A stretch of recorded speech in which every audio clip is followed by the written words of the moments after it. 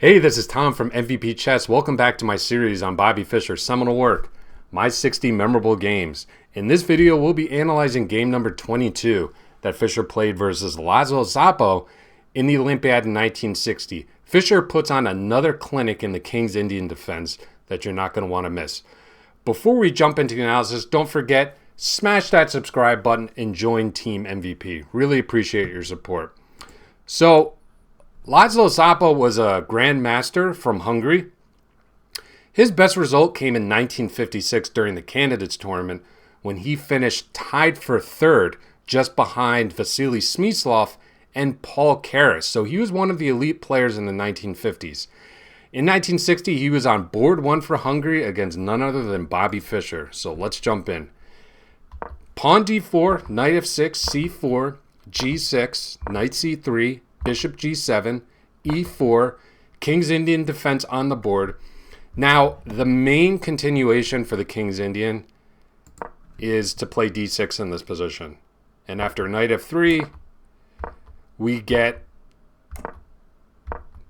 the main tabia of the King's Indian defense. Has been played thousands and thousands of times. Instead, Fischer again played this provocative move, 4 castles. We saw this against René Letelier from Chile as well. He's hoping to provoke his opponent to come forward with e5 and transpose into a variation of the 4 pawns attack. Fischer really thought that this was weak and had excellent results against this. But Szabó does not bite. Perhaps he was aware of the game that Fischer played versus Letelier, so he goes for bishop g5 here instead.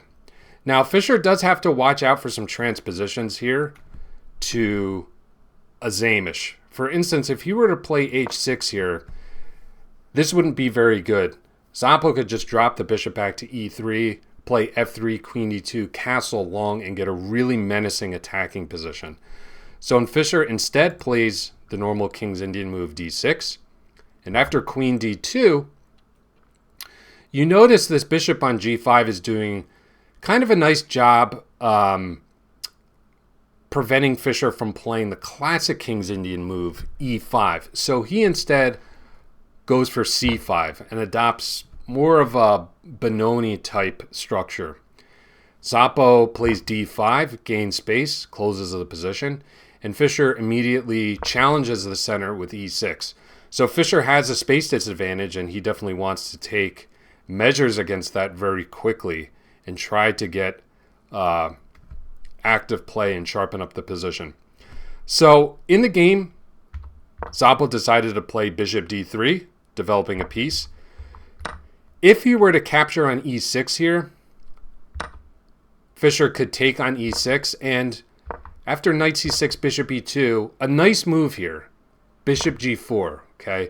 This apparent waste of tempo is justified because what Fischer wants to do here is eventually take on f3, eliminating this knight, and then land his knight on the weakened d4 square here. So if you're a King's Indian defense player, this is a really key idea to be aware of. Very often, there can be a weakness in White's position in these lines. This also can arise in the exchange variation of the King's Indian defense. So always look out for this weakened d4 square. So for instance, after castles, rook e8, queen f4, putting pressure on this bishop, Fischer could just capture here and then boom, the pony lands on d4, and after rook 81, rook e5, Fischer has full equality in this position. Okay, this awesome knight on d4 more than compensates for the 2 bishops.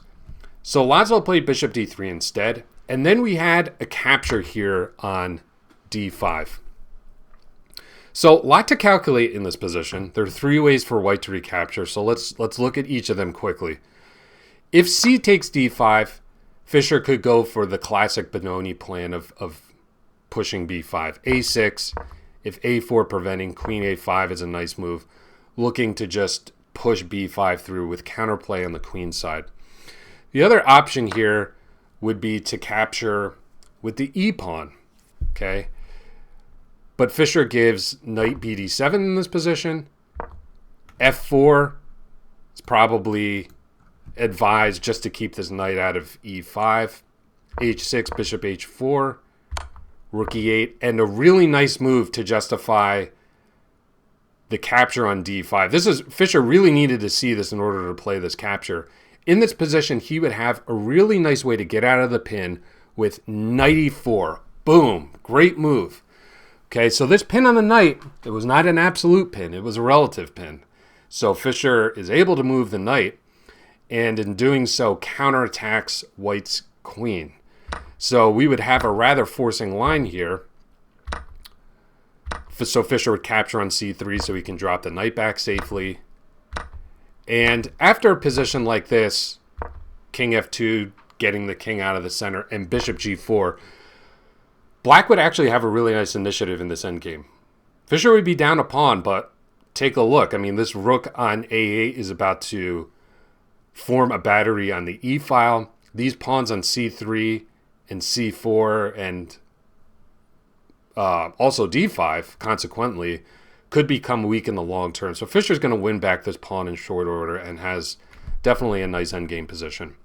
So I'm sure László Szabó calculated all that and instead decided on knight takes d5.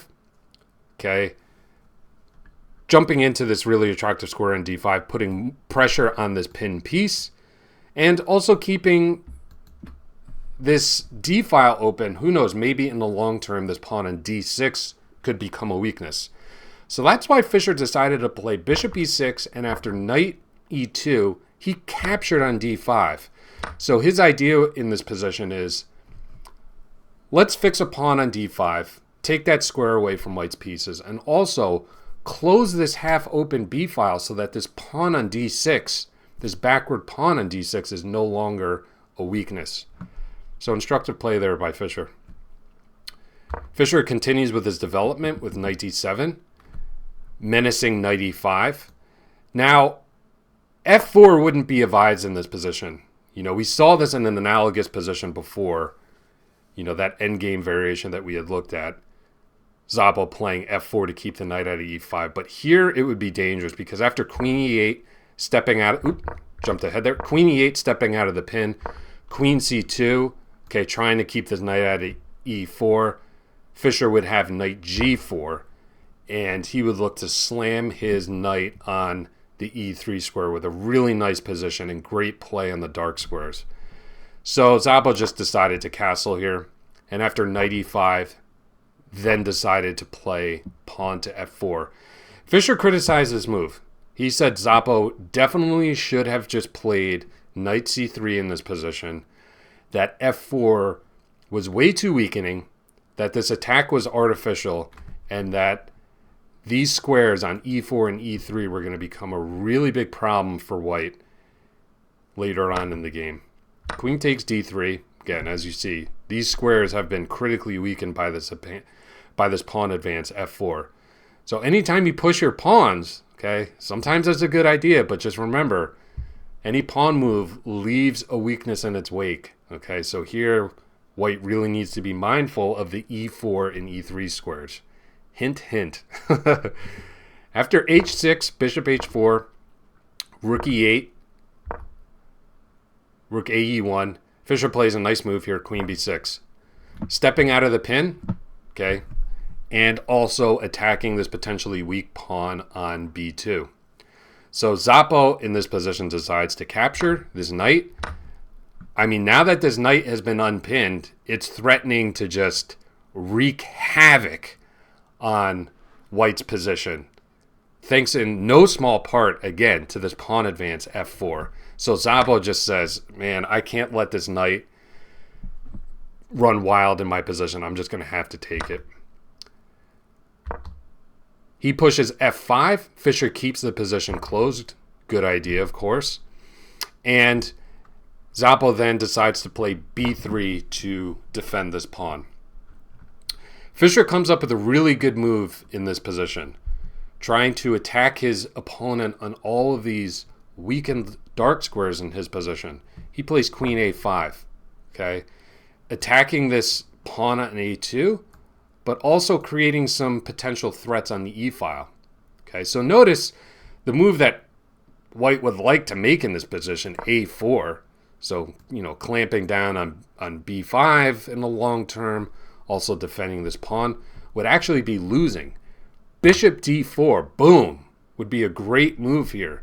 Notice the knight can't take because of this nice coordination between Fischer's queen and rook. The rook on e1 would hang. So you would have to duck the king back to h1, and now we see the deficits of this pawn advance f4, f5 by Szabo. Look at the e3 square. Boom, rook e3. Fischer's pieces just flood into the position. And after queen d1, rook ae8, this pin along the e-file would be completely decisive. So that's why Szabo in this position opted for rook c1. But this allowed Fischer to win a pawn. Queen takes a2. Szabo counterattacks with rook c2, trying to drive the enemy queen out of its active position on the queen side. But Fischer had a brilliant move in store for his opponent in this position. So I will turn it over to you. Black to play. What did Fischer play here? Pause your videos.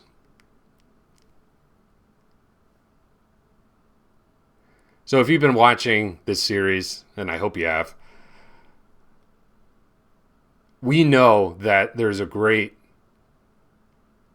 parallel between Paul Morphy's play and Bobby Fischer's.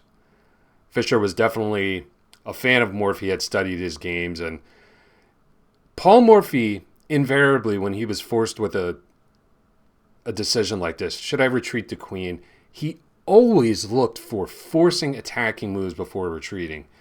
And Fischer played in Morphy's style here. He did not retreat the queen. Instead, he took advantage of these weaknesses on the e-file that we've been talking about all game and played rook e3 in this position. Boom.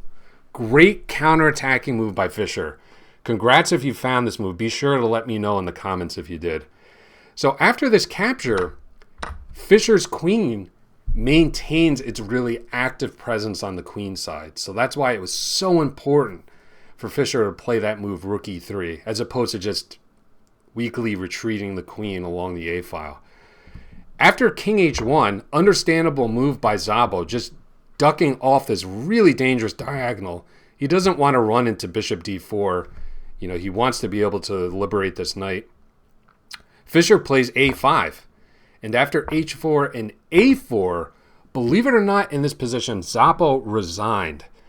And Fischer notes in his annotations that he'll never forget the disgusted look on Szabo's face when he just pushed the king into the center of the board, signaling his resignation. So why did he resign? Well, it's really all about these pawns. They are so weak and they're just ripe for the picking.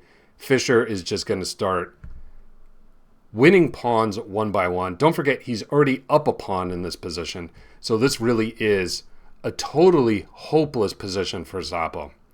So I really hope you enjoyed this analysis. Don't forget, smash that subscribe button, join Team MVP. Really appreciate your support. And if you want to check out another awesome video by Fischer in the series that you may have missed, be sure to click here. I'll see you there. Thanks so much.